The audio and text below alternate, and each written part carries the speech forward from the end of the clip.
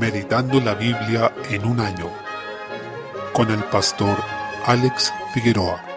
Día 24, mes 8, Job capítulo 12. Job responde al discurso que había hecho Zofar, en el que lo acusaba de maldad. Una de las cosas que hace el enemigo, incluso a través de algunas personas, es hundirnos en la culpa y el menosprecio. Por ello, es llamado justamente el acusador. Una forma de menospreciar la palabra de Dios, claramente ser orgullosos y pensar que en nosotros no hay pecado. Pero otra forma en la que somos tentados a alejarnos de Dios es que veamos nuestro pecado de una manera gigante, mucho más allá de la misericordia de Dios, de tal forma que esto nos aleja definitivamente de Dios y ya no hay esperanza para nosotros, a nuestros ojos. Finalmente, Job estaba siendo atacado de esta manera. Desde el versículo 7, él reconoce la soberanía de Dios, que él creó todas las cosas, y que todas son hechas para él y para su gloria. Además, proclama que con Dios está la sabiduría y el poder, y él es quien levanta y derriba a su voluntad, según lo que él quiere, y nadie puede escapar de esto. Es notable también el concepto que tiene Job de la soberanía del Señor, ya que incluso lo pone por sobre las naciones, por sobre los tiranos y los jueces de la tierra. Capítulo 13. Se puede apreciar que Job toma un tiempo para defender su integridad. En esto, él no había pecado contra el Señor. No obstante, él hace una declaración tremenda en el versículo 15 que dice: «He aquí, aunque él me matare, en él esperaré». Esto demuestra que Job veía más allá de la vida presente y tenía esperanza en una vida más allá de la muerte. Así también nuestra fe debe ver más allá de este mundo, y para esto las pruebas y las aflicciones son de gran utilidad, pues quitan nuestra vista de los deleites pasajeros de esta tierra y nos hacen anhelar al Señor y la vida que Él puede darnos, aliviando nuestro sufrimiento presente. El propósito principal de las pruebas es que aprendamos a perseverar en la fe a través de ellas y podamos evaluar la calidad de nuestra propia fe, ya que hay una fe que es solo aparente y que no salva, y justamente es una que no se mantiene en pie luego de la prueba. Dice la Escritura: «Aunque ahora por un poco de tiempo, si es necesario, tengáis que ser afligidos en diversas pruebas, para que sometida a prueba vuestra fe, mucho más preciosa que el oro, el cual, aunque perecedero se prueba con fuego, sea hallada en alabanza, gloria y honra cuando sea manifestado Jesucristo». Primera de Pedro 1, del 6 al 7. Job sabe que ante la presencia de Dios no entra el impío, como vemos en el versículo 16. En consecuencia, lo que Job está haciendo es encomendarse al Señor y a su gracia, y pedir a Él, como dice en el versículo 23, que Dios le haga ver sus pecados y su transgresión, que le haga entender qué ha hecho de malo delante de Él para poder arrepentirse de eso. Capítulo 14. Job también habla sobre la brevedad de la vida, sobre cuán vana y efímera es la existencia del hombre en la tierra. Por otro lado, nos da la imagen judicial de que Él está viniendo ante Dios en un juicio y nada puede hacer para defenderse, para que lo inmundo en él sea limpio, como dice en el versículo 4. Vemos que Job tiene claro que los días del hombre están determinados delante del Señor, son fijos. El Señor ha puesto límite a la vida del hombre y de allí no puede traspasar. Es como el agua del río que se va hacia el mar, que no vuelve, y es también como las piedras que se desgastan con el agua. Estas expresiones tienen una poesía muy exquisita y nos recuerdan pasajes de Eclesiastés. Gracias a Dios, porque aunque nosotros no podemos hacer que lo inmundo sea limpio, Dios sí pudo obrar ese milagro en Jesucristo, lo que nos permite ser salvos y estar ante su presencia. Job esperaba cada día su liberación, como vemos en el versículo 14, y allí tenemos otro beneficio de las pruebas. Nos hacen esperar la redención definitiva que se manifestará en la segunda venida de Cristo. Debemos unirnos a este clamor de Job, en la esperanza de que no seremos avergonzados, sino llenos de alegría cuando eso ocurra. Capítulo 15. Elifaz, quien fue el primero de los amigos en hablar, respondió a Job nuevamente y lo reprendió, insistiendo en que debía haber algún pecado que Job no estaba confesando, de manera que cuestionó si acaso Job se creía perfecto delante de Dios, si él conocía la sabiduría o la justicia de Dios. Incluso le dijo que Dios en sus santos no confía, y ni aun los cielos son limpios delante de sus ojos, cuanto menos el hombre abominable y vil, que bebe la iniquidad como agua, en los versículos 15 al 16. Es decir, cuanto menos el hombre que es pecador. En otras palabras, le estaba diciendo a Job que confesara su pecado y dejara de quejarse, que reconociera que había hecho mal y que por eso estaba sufriendo. Ese es el trasfondo que podemos ver en sus palabras. Por tanto, debemos tener cuidado cuando tratemos con el pecado. Ciertamente todo lo que hacemos tiene algún grado de pecado, pero debemos tener cuidado de no ponernos en el lugar de Dios cuando no tenemos certeza de por qué una persona está sufriendo. Tengamos cuidado de hacer juicios apresurados. Salmo 39. En los versículos 1 al 3, el salmista demuestra tener sumo cuidado sobre su boca, mostrándonos la actitud que debemos tener sobre nuestras palabras. En este tiempo somos muy ligeros de boca y prontos a pecar con ella, sin siquiera notarlo, porque ya son pecados socialmente aceptados y eso ha permeado también la cristiandad. Sin embargo, vemos en la Escritura que debemos tener suma preocupación sobre cómo como hablamos. Podemos apreciar también que el salmista se dolió ante este contraste que existía entre su cuidado de refrenar sus labios para no pecar y la presencia de los impíos. Por ello dice: se enardeció mi corazón dentro de mí, en mi meditación se encendió fuego. Desde el versículo 4, el salmista meditó en su fragilidad, pidiendo al Señor que se la mostrara y no le permitiese olvidarla, ya que señala que todo hombre finalmente es vanidad, y su única esperanza puede estar en el Señor para ser librado de sus transgresiones. Que así sea también en nuestras vidas. Primero, que refrenemos nuestros labios para no pecar. Segundo, que veamos cuán frágiles somos, cuán pasajeros y cuánto necesitamos al Señor. Y finalmente, que solo encontremos en Él toda esperanza para ser salvos. Desde el versículo 8, necesitamos el perdón del Señor. Debemos desear ser libres de nuestros pecados, y en esto no tropezar delante de los necios. Debemos esperar en silencio en el Señor, sabiendo que nuestra vida fuera de Él es vanidad, y que somos extranjeros y peregrinos en este mundo. Nuestra única fuente de fortaleza y esperanza es el Señor, y nuestra paz se encuentra en que Él nos escuche y responda a nuestras lágrimas y clamores. Al leer este salmo, recordemos que Cristo se resolvió a no pecar con sus labios, incluso cuando fue insultado por hombres perversos, como vemos en 2 de Pedro 2, 21 al 23, manteniendo un silencio digno ante sus acusadores corruptos e impíos, como vemos en Isaías 53, 7. Jesús también fue hombre y ejerció un santo poder para abstenerse de pecar con su boca. Ese mismo poder viene a nosotros por medio de su Espíritu Santo, y tenemos a este sumo sacerdote que fue tentado en todo pero sin pecado. No tenemos excusa para pecar con nuestra lengua. Por el contrario, hemos recibido lo necesario para abstenernos de hacerlo, por la gracia de Dios y en el poder de su Espíritu, y para que su nombre sea glorificado. Proverbios capítulo 21, versículo 30. El Señor es la fuente de toda sabiduría. Ella está personificada, encarnada en Jesucristo, y asimismo la inteligencia. Por tanto, nadie puede prevalecer en juicio ni en argumentación contra el Señor. Muchos hoy piensan que pueden ridiculizar la palabra de Dios y burlarse de quienes creen en ella como si fueran ilusos, ignorantes o tontos, mientras ellos piensan de sí mismos como lúcidos y sabios. Sin embargo, serán avergonzados por el Señor, quien no podrá ser burlado. Versículo 31. Vemos por otro lado lo profundo del gobierno y la soberanía del Señor, ya que más allá de nuestros planes y métodos, Él es quien tiene en sus manos nuestro destino y los resultados de nuestras acciones. Ahora, eso de igual forma nos dice que es nuestra responsabilidad alistarnos y obrar de tal manera que seamos diligentes y responsables en cómo usamos los medios, pero es el Señor, finalmente, quien da el resultado, y eso nos muestra que su gobierno y su soberanía están sobre todas las cosas. 1 de Corintios capítulo 15. Desde el versículo 29 se aprecia que el apóstol Pablo sigue este discurso sobre la resurrección. Encontramos acá este conocido pasaje del versículo 29 que habla de los que se bautizan por los muertos. Cabe señalar que los mormones se han aferrado a este versículo y lo han extrapolado notoriamente, hablando de que uno se puede bautizar por los parientes muertos y salvarlos, ya estando ellos fallecidos. Pero eso claramente no es el propósito al que apunta este pasaje, porque contradice toda la visión de la salvación y del evangelio que expone la Escritura y pone en su lugar una salvación por obras que llega a un nivel ridículo. Ahora hay que reconocer también que es una incógnita realmente a qué se refería este versículo. Se han dado bastantes interpretaciones posibles. Podría ser un sarcasmo que está aplicando el apóstol, o quizá una referencia a ser bautizado estando a punto de morir, pues había personas que se bautizaban y las estaban esperando para matarlas fuera del agua. No sabemos bien a qué se refería. No obstante, el mensaje de fondo de la sección es que la resurrección de los muertos es lo único que nos da esperanza y lo que realmente nos permite pensar en que nuestra alma sigue viva, pero también nuestro cuerpo será vivificado más allá de nuestra muerte física y temporal. Por otra parte, en este pasaje encontramos también esta famosa frase del versículo 32: si los muertos no resucitan, comamos y bebamos, porque mañana moriremos. Es decir, no habría ninguna esperanza y lo único que quedaría sería aferrarse a los pequeños placeres que podemos disfrutar, ya que todo se acabaría con la muerte. Cabe señalar que cuando reina el escepticismo y la incredulidad ante la resurrección y la vida eterna, lo que hace el hombre es volcarse a los placeres terrenales, y eso es claramente lo que podemos ver y destacar en esta era. A esto llamamos hedonismo, el vivir para el placer, huir del dolor y decir que de eso se trata la vida. Desde el versículo 33 se señala que las malas conversaciones corrompen las buenas costumbres. Velad debidamente y no pequéis, porque algunos no conocen a Dios. Debemos cuidarnos de conversar sobre doctrina a tal punto que terminemos menospreciando la palabra de Dios y actuando como impíos, sin reverencia ni temor de Dios. Desde el versículo 35, ante la creencia de algunos que piensan que la resurrección va a ser con este mismo cuerpo, el apóstol Pablo aclara que este cuerpo no es el que va a vivir la eternidad, sino que va a ser un cuerpo celestial, y lo que sembramos en corrupción, un cuerpo que está corrompido por el pecado, no va a resucitar de esa manera, sino que va a resucitar en incorrupción, según el versículo 42, en un cuerpo que es glorioso. Y tal como ahora llevamos la imagen del primer Adán, que fue alma viviente, si creemos en Cristo y somos resucitados en Él, entonces llevaremos la imagen del segundo o último Adán, que es Cristo. Fijémonos que al primero se le llama alma viviente, que fue cuando cuando Dios sopló el aliento de vida en él. Pero a Cristo se le llama espíritu vivificante en el versículo 45. Es decir, Adán estaba vivo, él era un ser viviente, pero Cristo no solo estaba vivo, sino que da vida. Por eso es espíritu vivificante. En consecuencia, va mucho más allá y es mucho más glorioso que el primer Adán. Como dice en el versículo 47, el primer hombre es de la tierra, terrenal. El segundo hombre, que es el Señor, es del cielo. Y cual el celestial, tales también los celestiales. Versículo 48. Por tanto, tal como en la tierra llevamos la imagen del primer Adán, llevaremos en ese entonces la imagen de Cristo, el segundo y último Adán, que es el hombre celestial. Desde el versículo 51, en esta porción el apóstol nos dice que no todos van a morir, porque algunos van a estar vivos cuando Cristo venga, y esos no van a fallecer, sino que en ese momento van a ser glorificados. Pero finalmente, tanto los que murieron como los que no, todos seremos transformados, para poder entrar al cielo con un cuerpo glorificado que es como el de Cristo. Ahora, cuando esto ocurra, dice, entonces se cumplirá la palabra que está escrita, sorbida es la muerte en victoria. Versículo 54. Es decir, la muerte ya es consumida por la victoria y podemos mirar al sepulcro a la cara y decirle, ¿dónde está, oh muerte, tu aguijón? ¿Dónde, oh sepulcro, tu victoria? Versículo 55. Porque ciertamente es Dios quien nos ha dado la victoria en Cristo y por eso podemos estar gozosos. ¿Cuál es la conclusión de todo este capítulo de esperanza y de victoria? Es lo que nos dice en el versículo 58. Estad firmes y constantes, creciendo en la obra del Señor siempre, sabiendo que vuestro trabajo en el Señor no es en vano. Por tanto, toda esta visión de la resurrección y de la victoria de Cristo nos debe llevar al servicio abnegado, a la entrega y al trabajo diligente por el Señor y por su reino, ya que Él nos ha dado la victoria en Cristo Jesús.